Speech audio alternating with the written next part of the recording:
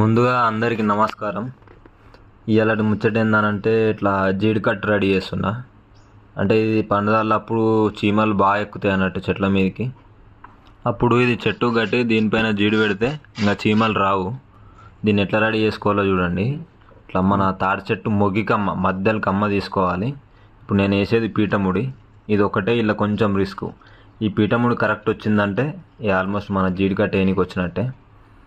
మంచిగా మొగి కమ్మని అంతా సాఫ్ చేసుకోవాలి. ఒక సైడ్ ఇట్లా గట్టిగా ఉంటుంది, ఆ నారని తీసేసుకొని ఇట్లా నేను వీడియోలో చూపెట్టినట్టు చేయండి.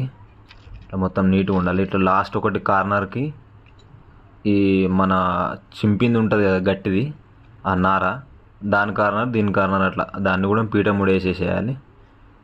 తర్వాత ఇట్లా నీట్గా మర్చేసుకోవాలి. మీకు ఎన్ని సంవత్సరాలైనా ఉంటాయి ఇవి. మళ్ళీ వాటర్లో వేసుకొని ఎప్పుడైనా సరే చెట్టుకు కట్టుకుంటే గట్టిగా ఉంటుంది.